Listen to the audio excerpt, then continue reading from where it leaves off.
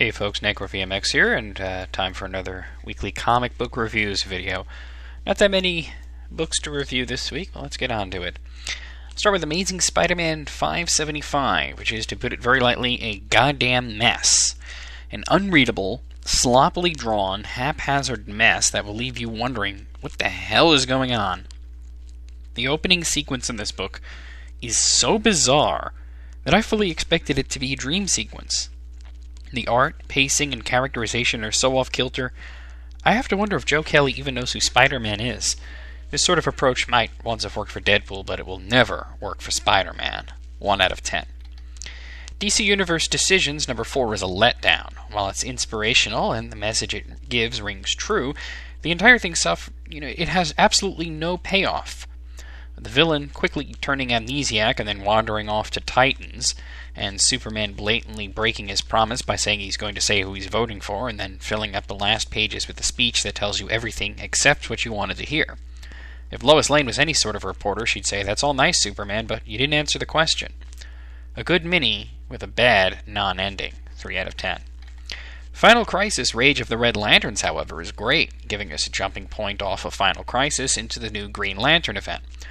While we had seen we had all seen the Blackest Night as the next huge Lantern event coming, something tells me that this one is not to be underestimated. Sinestro is despotic, the Lanterns are stoic, the Red Lanterns are scary, the Scarred Guardian is enigmatic, and the last 2 pages breathtaking. The art in this book is absolutely fantastic also, with crisp, detailed, but still very clean artwork. A must-buy, and one of the best books out this week. 10 out of 10.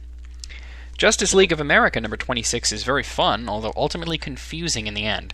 It's interesting to see an alternate world where Superman is dead, Wonder Woman is mourning him, Green Lantern is Asian, and Batman is a cowboy, even if the story did revolve around my least favorite member of the Justice League.